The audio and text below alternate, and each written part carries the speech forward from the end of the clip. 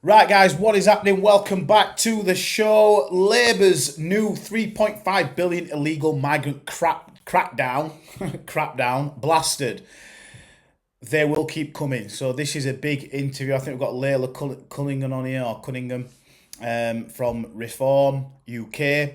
So let's get into this now, guys. I'm going to let you know my thoughts, as this is sort of like a therapy session. I like to vent out, and I like to feel like it's time to make a little bit of a difference. So if you're thinking about setting up a YouTube channel and talking politics for the love of this country, because we've all got young children that we want to grow up in a safe world, then do that yourself. Or if you just want to show a little bit of support, feel free to like and subscribe to this new channel. I'm trying to get to 50 subscribers. Let's go. Hello everybody, welcome to Jubes and Co, Michelle Dewberry, Dan Hodges and Layla Cunningham till 7. I do just want to bring you then some breaking news tonight. The government has this evening, I quote, pledged to step up its efforts to track down, detain, arrest and remove illegal migrants. The Home Secretary says she's investing £3.7 billion into immigration enforcement activity over the next 3 years to include Northern Ireland. I don't know why you just wouldn't invest 3.5 billion and put people out on over the channel, and sort of like near the French waters, maybe just over halfway, to stop people from coming over. That'd be much more effective, I'd imagine, than just filtering it off somewhere where we can't really see a difference on where it's going. A bit like giving money to French. They say that this will see a surge in intelligence-led operations led by immigration enforcement. That's absolute bullshit, because we know that people are going over to these migrant camps and they are finding people who are taking people's money to get them across to the UK. It's not difficult at all. It's not hard. There's people selling life jackets over there. Patrick Christie did it. Someone recently has just done it on GB News. Many people raise the colours. They've done it. They've found engines that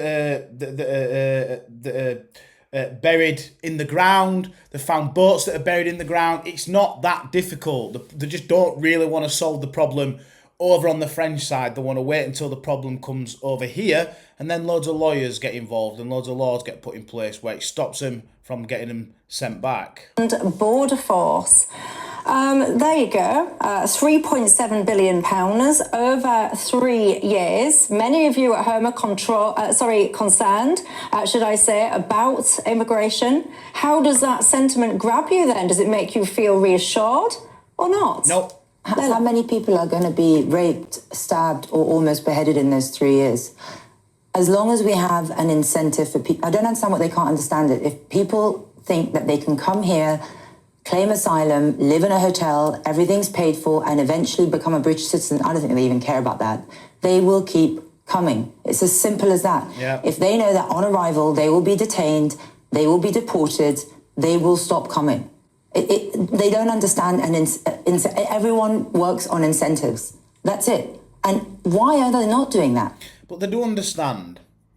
They do understand that. They can't be that stupid to not understand what Layla's just said.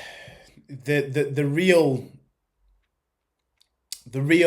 cause is that they're actually not that bothered about stopping it as much as what they say they are, I believe. Are they prioritising their rights over the British people? It is obvious that the ECHR, the Refugee Convention, is no longer compatible with the public safety of this country. It's as simple as that. Wouldn't you agree, Dan?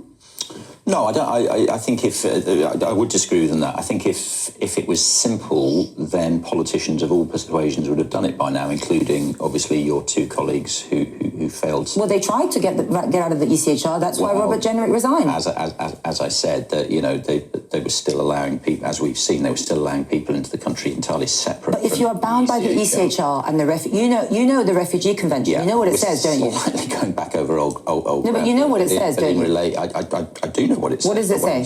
Why is it preventing us from treating illegal migrants as criminals? Now, death can feel like a taboo subject when in reality, it's a certainty for all of us.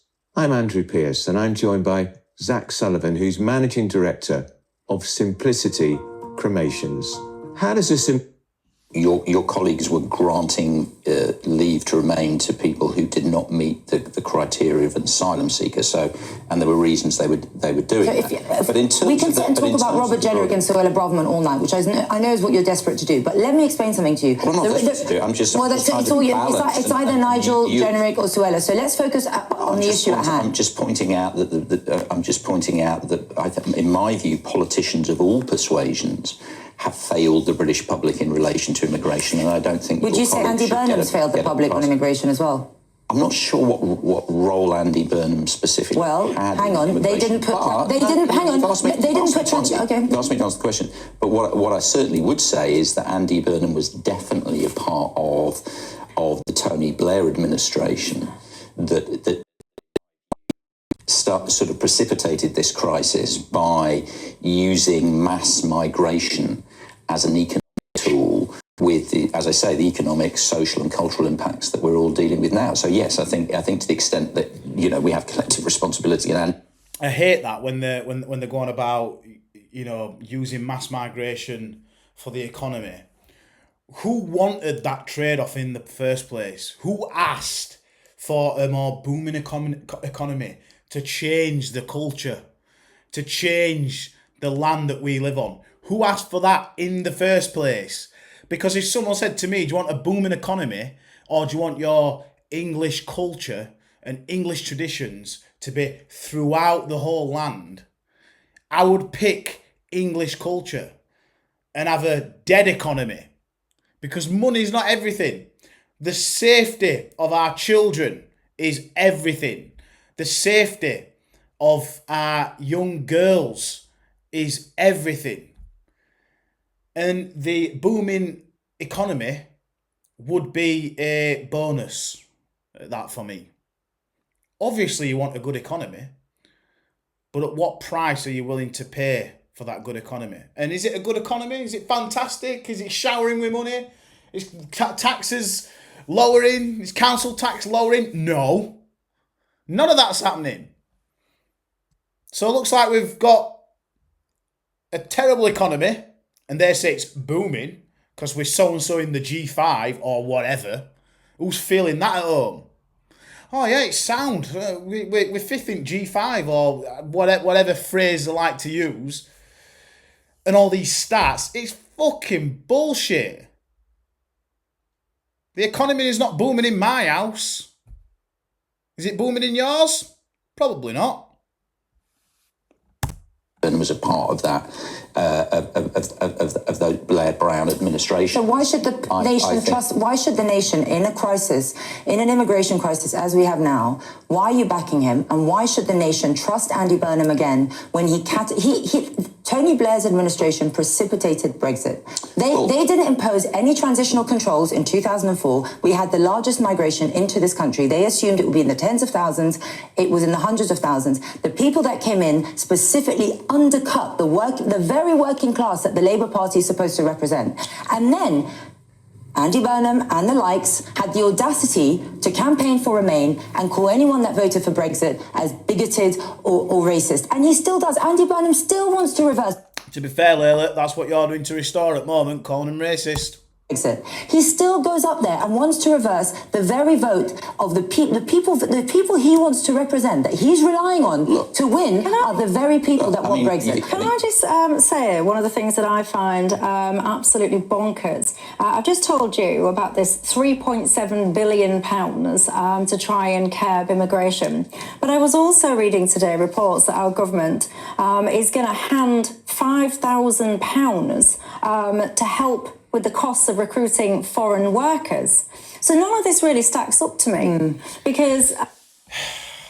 It's absolutely ridiculous. Why not just try and get our own people off the dole into work? We are creating a lazy society. Never before has more people been on the dole. Universal credit, UB40, call it whatever you want. This is the highest. Because they're doing stuff like this, giving it to people that aren't even here, the job opportunities, training people that aren't even here, instead of putting them funds into our people that are just being lazy on the sofa. Come on, guys. You've got a scenario now where, I mean, you've just been hearing Dougie Beattie at the start of the programme talking about Belfast and these jobs that have been lost and all the rest of it. You've got the highest youth unemployment rates in about 10, 12 years, something like that. We've got increasing unemployment in this country. This is really harming people, it's hurting people. And then we've got a government who seems to make it financially easier now to try and hire foreign workers. So on the one hand, you want to get tough and talk to my viewers about £3.7 billion. On the other hand, you want to make it potentially even harder for British young kids to get jobs here. Well, because the thing is, foreign cheap labour is the worst thing for increased wages. And like you said, Dan, we've relied on foreign cheap labour for so long, and as a result, wages have been stagnant since 2008. There's been no skill investment, nothing, and it is not a free market. What we should focus on is if British companies cannot hire British workers, then the wages have to go up. Instead, we pull the lever of encouraging foreign cheap labour to come in and undercut the very British workers who end up on welfare, and we get a bigger welfare bill. It's such a vicious circle. No, I completely agree with that, and that's why I was what I meant in my earlier remarks about the blame that the Blair Brown government has to take in relation to this. But I mean, there are issues in relation to this. Firstly, employers are going to need to understand they're going to have to start paying British workers a proper, decent wage for the work they do, rather than, as you say, trying to undercut them. And the other thing is, British workers are going to have to start doing some of the jobs that traditionally British workers haven't wanted to do, which is why we've been So Labour are basically saying foreigners are only good for being care workers then and stuff like that, and cleaning up poo from someone's ass and stuff, and feeding them and all these care jobs, because that were a statement that I think that Keir Starmer said, that we need these immigrants in for these jobs, and it's like, okay, well, is that all they're good for then? Obviously, I'm not saying that's what they're only good for, but at the same time, I wouldn't want my mother, who's English, I wouldn't want her to be treated by people that she struggles to understand and doesn't have that connection with because they're not from this country and just doesn't know the lingo. I've always said to my mum, I will care for you when you get older. If this is the way the caring system is at this moment in time, I've seen it firsthand, it's not good, then I will be there and care for my mum. And I will want people from this country to care for my mum because she's partly deaf. She's not old, but, eventually we all get there. She's partly deaf. She's a bit of a deedar. She don't understand accents and things like that. If she's not going to be treated by someone that's grown up in the same area that understands each other's lingo, she probably won't even understand someone from Liverpool that well. Then, I've thought about this and I've thought, well, I'll be looking after my mum. The true care will come from me. It'll be a lot to handle, work, etc. But hopefully my kids will do the same. Workers. Yeah, and damn right. And do you know what? If you don't want to do these jobs, because when I was growing up, my sisters or my friends, they worked in care homes. I worked in pubs. My other sister, she worked in fields picking whatever it was, cucumbers, whatever it was, this, that, and the other in that season. So if you don't want to do those jobs, guess what? You just won't get any benefits. Simple as that. This is not really a difficult equation to try and square, is it? Look, there's more I want to talk to you about. I want to come back to that. So there we have it, guys. 3.5 billion illegal migrant crackdown. What do y'all guys think about this? Let me know in the comments down below. And if you've made it to the end of this video, look, if you want to give me a like and a subscribe to support me, I'd really appreciate that. If you are a father, if you are a mother that loves this country and you've got young uns and you want the best for their future, like I do, I've got 3 kids. I want the best for my sweet little girl and my 2 sons. Just consider giving me a like, consider giving me a subscribe if you've already liked the video. Let's get the common public voice out there. We are the silent majority. And if you can subscribe to this channel, that will help a lot. And I guess thanks for watching.